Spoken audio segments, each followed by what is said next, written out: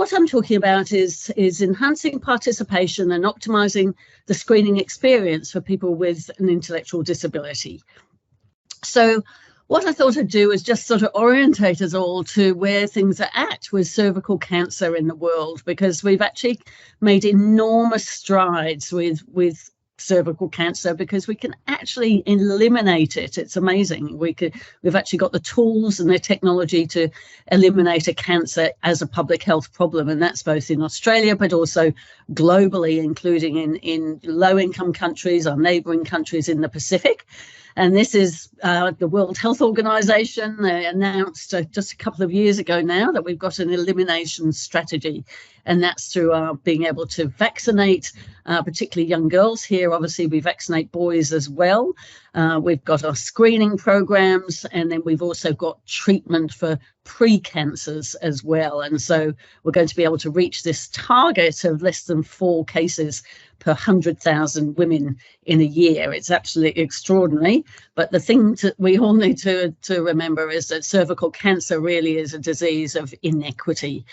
We know there's huge differences. So, for instance, if we look at Australia compared to our neighbouring Pacific countries like the Pacific, for instance, there's an 18-fold difference in mortality. So this is what we've got to really tackle, because, as I've said, we know that Australia is on track to be the first country actually to eliminate this cancer somewhere between 2028 and 2035. It's extraordinary, but we've got to do this equitably. We're only going to get there if we leave no one behind. So I just thought it would be useful for us all, me included, just to remind ourselves about the National Cervical Screening Programme, and there's plenty of time for questions afterwards. So we changed in 2017, we changed from the pap smear programme, which you'll all remember, which was a pap smear every 2 years from the age of 18. And then since 2017, in December, we actually changed because we've got new evidence about what cervical cancer is caused by, and we know it's caused by this human papilloma virus, the HPV virus. So now what we do is test for the HPV virus, and we screen, because we know it's a much more sensitive test. We can screen every 5 years rather than every 2, and we can start at 25 we go up to 74 years of age. We used to go up to 79.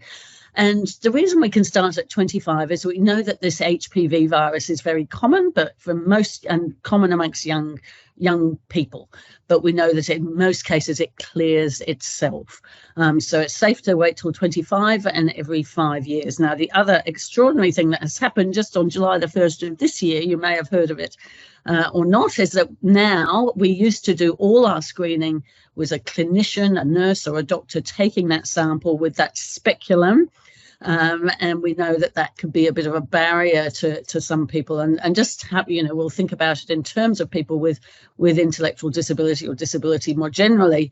That speculum examination could be a challenge, and we'll get you to think, and we'll have a think about it specifically about this new technology, new technique. So since July the 1st, anyone who's eligible for screening can actually take their own sample from the vagina. It's just with this simple dry swab, that is a bit of a picture there, and people can take that themselves. Now, again, you may be thinking, well, that sounds quite challenging, but let's have a think about it, because what this does as well is it opens up the possibility for people potentially, there's a few things that need to be put in place, but to do it at home. And I know when I've been talking to a group of nurses not long ago who work with people with disability in a group home, they were very excited by the possibility that they potentially could go to a group home and actually facilitate a self-collected test. Because the other thing that's happened with the new guidelines is that actually we know that for some people, they don't want a speculum examination,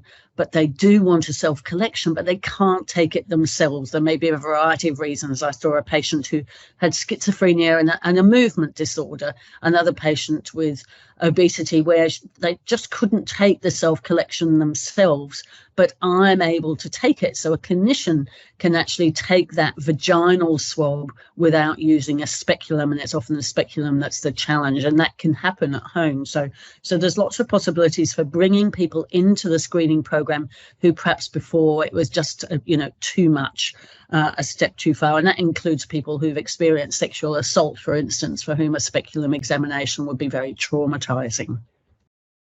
The screening program is supported by the National Cancer Screening Registry. It's going to go digital soon, which will be good. So people will be sent text messages as well as letters. At the moment, people are sent letters of invitation to join the program when they're 25, and then reminders to come every 5 years as well. And it keeps all the data. And so again, we have to think about that in terms of people with disability. How, are these messages suitable? Are they reaching people as they should? So you're all experienced at thinking of this, and I'm sure you can imagine some challenges. And just a reminder, I know you're probably not clinicians, and this is quite technical, but just what happens is that the majority of people who have a screening test will test negative. Over 90% of people have a negative test, and that means they can just have another screening test in another 5 years.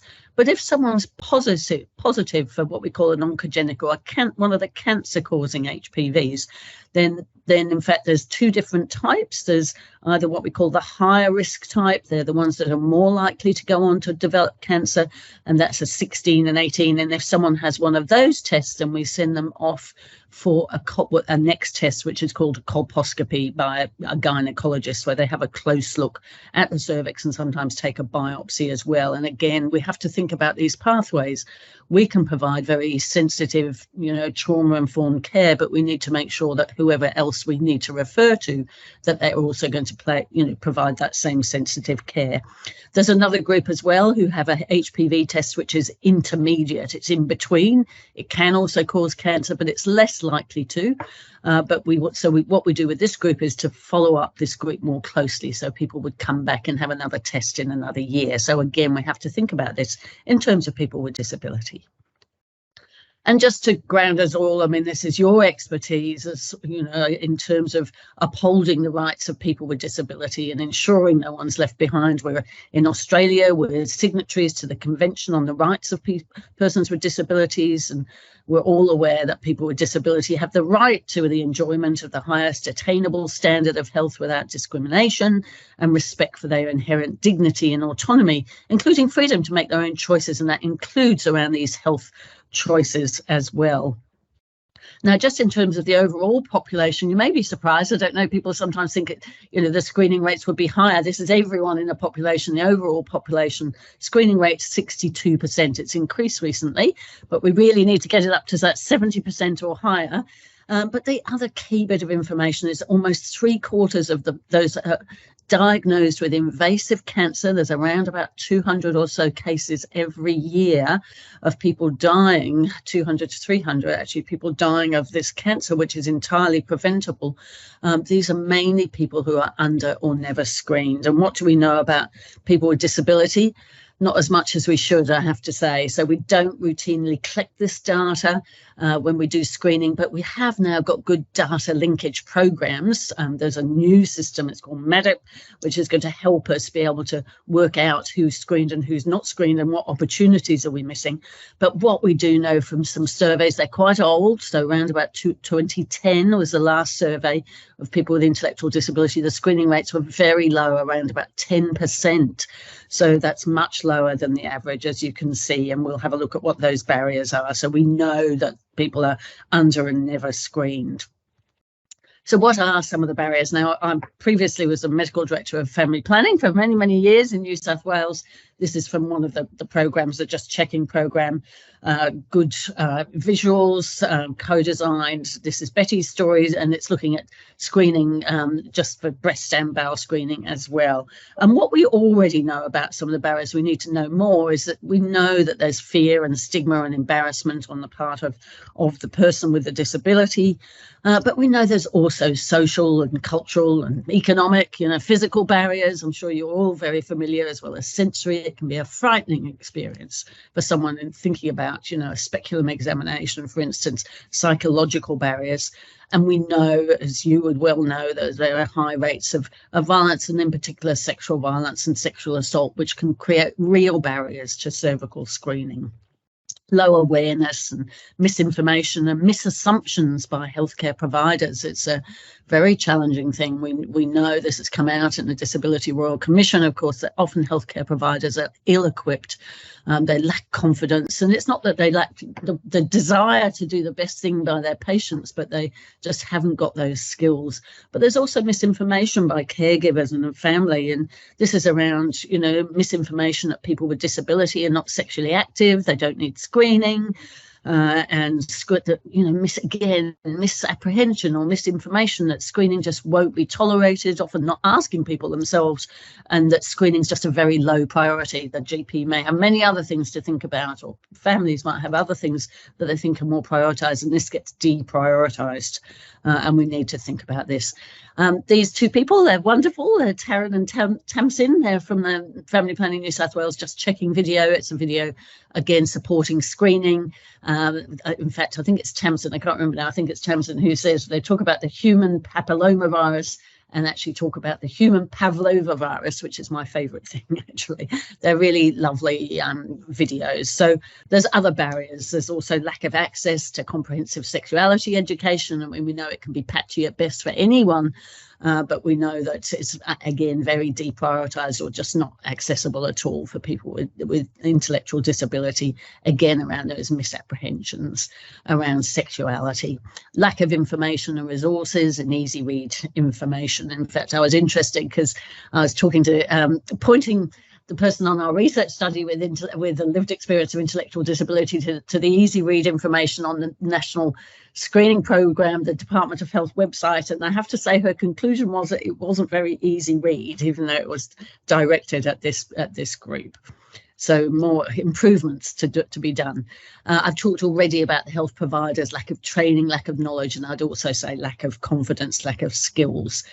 And also, of course, people I've certainly talked to people where they've had really bad experiences with cervical screening in the past, lack of explanation, you know, a feeling of being perhaps pressured, and this can really put people off. So we need to be aware of that. And as I mentioned, the Royal Commission has certainly, you know, all the things we all know, but really disclosed, you know, just real challenges in terms of healthcare interactions.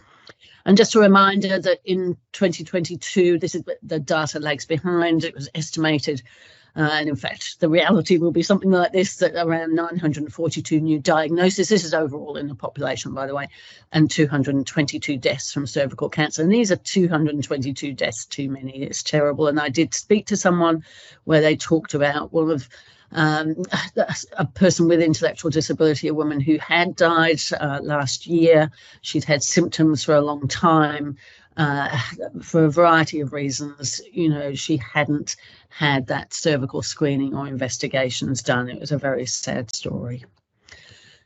But of course, we have had a shift in harmful norms around disability, around supporting informed decision-making. This is a supporting decision-making tool for GPs, again, from Family Planning New South Wales. I know lots of family planning organisations, including in South Australia, the Shine, your Western Australia and Western Australia sexual health quarters have excellent support. So, and we've really shifted around that responsibility to support decision making. So, you know, however long that can take, rather than making decisions for the patient. So, and this upholds the right of people with disabilities to be in control of their own lives. And of course, it's really important for all of us to understand the legal status to consent to treatment and substitute decision making in your state and territory. So I know in WA, it's the Office of the Public Advocate. And, you know, important to know what to do, who to talk to in the situation where supported decision making isn't possible, and we'll talk about that a little bit. So this is just a quote from a person on the family planning disability consumer group who provide advice to the organisation. A good decision supporter tells you stuff but still lets you decide what to do. A bad decision supporter tells you what to do. I'm sure you're all familiar with this.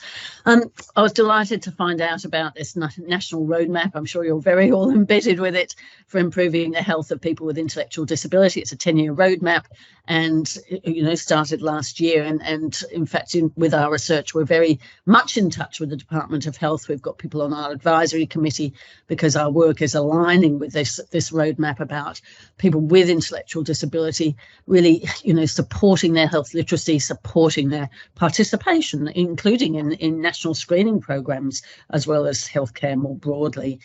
So it's an excellent roadmap.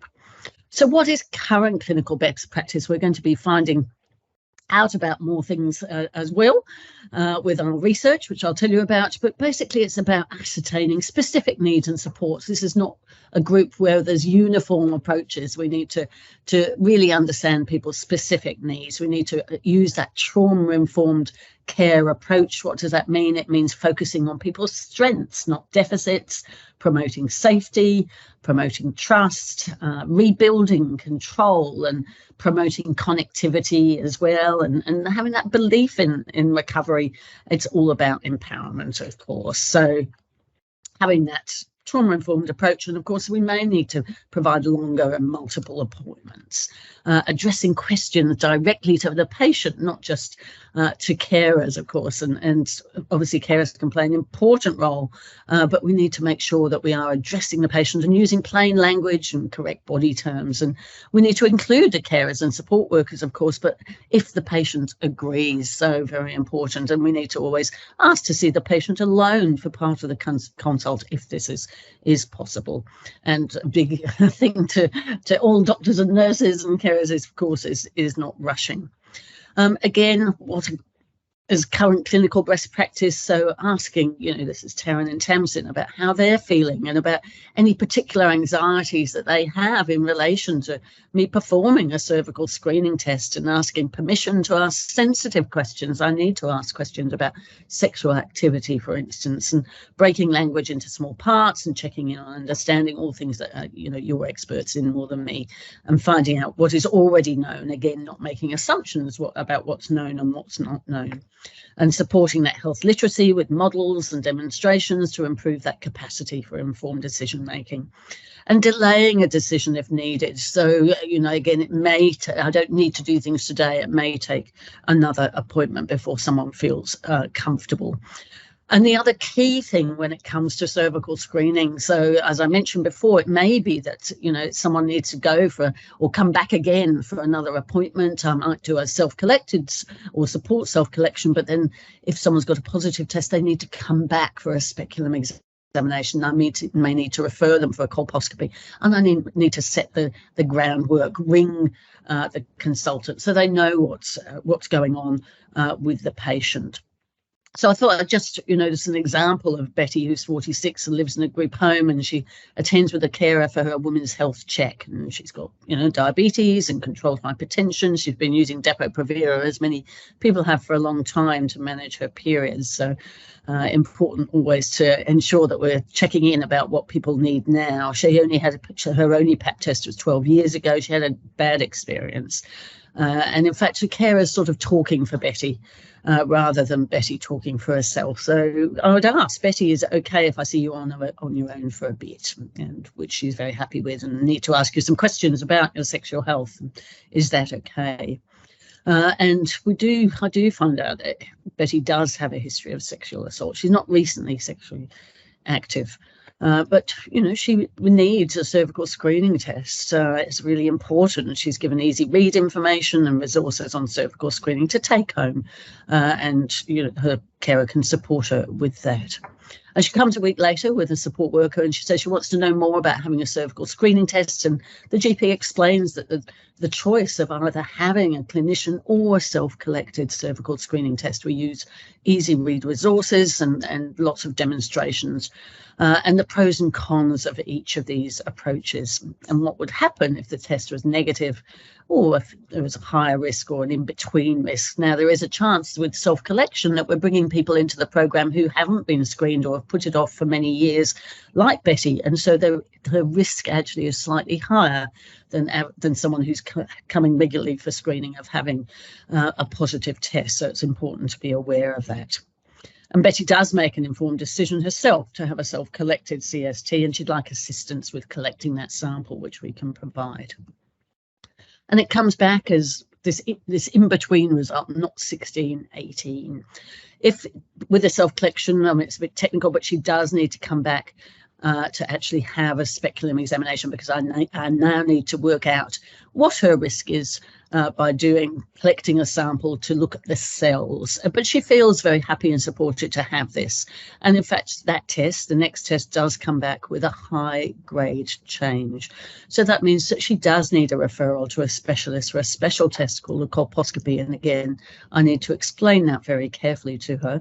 And I do need to ensure that the colposcopy service is aware of Betty's needs and to follow up with them, because I don't. It would be a terrible thing, wouldn't it, if she went to that specialist appointment and didn't receive that same sensitive, trauma-informed care. And I just thought I'd raise it because I know you'll perhaps all be thinking about it. What if Betty really, despite best efforts to support, capacity to make her own decision, she actually can't provide consent for cervical screening herself? And sometimes this does mean I certainly can't provide cervical screening to someone who can't consent. It's very, very frightening. This is an intimate examination. So sometimes we do need to have that recourse to, if Betty is having, and of course the person responsible needs to make that decision for her. Sometimes, depending on the laws in your state, then the public guardian needs to make that decision about having a cervical screening test the next time Betty is having an anaesthetic, for instance. So, all of these things need to be weighed up very carefully. And it's just to say that this is in the guidelines. We do know that patients who are under screen may need that extra care just to complete the pathway. So additional individualised support to progress along the pathway, have those follow-up services, which I've explained about already, with extra reassurance and longer appointments. And just to say, this is... There are many groups, of course, we know where, they may have had challenges with screening, and self-collection is going to be very suitable. We've got good evidence around Aboriginal women, feeling very supported to have a self-collected test. Cold women, they may experience female genital mutilation, LGBTIQ communities as well. But now, just finally, I want to tell you about the research study that we're undertaking. So we've got funding from the NHMRC for a 3-year research study. It's called, we've actually changed it. I know you've got it as CERSI. People with intellectual disability on our team said they didn't understand CERSI. This was an acronym. And in fact, our project is now called Screen Equal, to recognise that equality.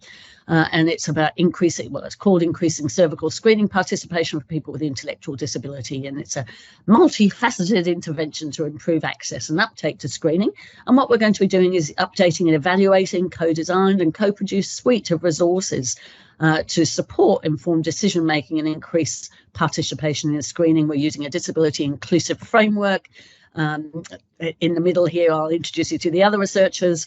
Julie Loblinsk on the left is a person with lived experience of intellectual disability. She's one of our chief investigators, and she works very closely with Eva Stradnova, who is a professor in education for people with intellectual disability, very experienced in working with people with intellectual disability. They've got an excellent blog. And then on the right is the family planning team. We're working closely with family planning, and at the front on the left is Eiling Chan, who is our chief investigator as well. So what are we doing? Well, we're putting together, and we're waiting to start because waiting for NHMRC are very slow at transferring our grants and getting it going, but we're pulling together our advisory group, which is peak bodies, grassroots organisation, people with intellectual disability, educators, GPs and nurses as well. And we're going to be doing a qualitative exploration of the facilitators, barriers and strategies to enhance cervical screening access and participation, and co-designing with people with intellectual disability and co-producing resources and education for themselves, for their carers, for support workers, for their GPs and nurses. So we've got, it's looking across all those groups. And then we're also going to be developing an interview guide to evaluate informed decision making and health literacy, and we'll be disseminating all of these. We're a bit ambitious, actually. We're going to be doing what we call a pragmatic cluster randomised control trial. We know these have been done very successfully in Australia before. We've got all the right people on our team to help us out with this, and this means that people with disability will be randomised. We're not randomising their GPs because we don't want any coercion, but their GPs will join that group and basically to receiving our co-designed resources or normal standard of care over a 6-month period, and everyone will be able to access the resources in the end. And we're going to be comparing decision-making, informed decision-making and participation at 1 year, and we'll also have interviews along the way as well to make sure how everything is going, and then everything will be made freely available across the country as well afterwards to inform practice and policy. What do we think about self-collection for this group? I'll get you to think about it as well. We don't know, actually. We don't know whether people will find this, people with intellectual disability will feel supported, more supported to have screening with self-collection, or prefer a clinician-collected sample. So, again, our research will help us work this out. I'd be keen to know your thoughts around this. And just to end on disability inclusive research. So this is a framework that's been developed by the Centre of Innovation and Health at the University of New South Wales.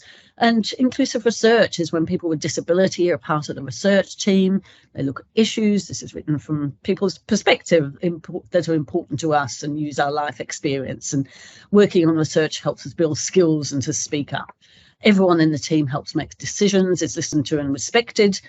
People with disability are valued and are paid for their work. It's especially important. It's recognised more and more. So because of exploitation, and people with disability must be included from the very start, not just token along the way.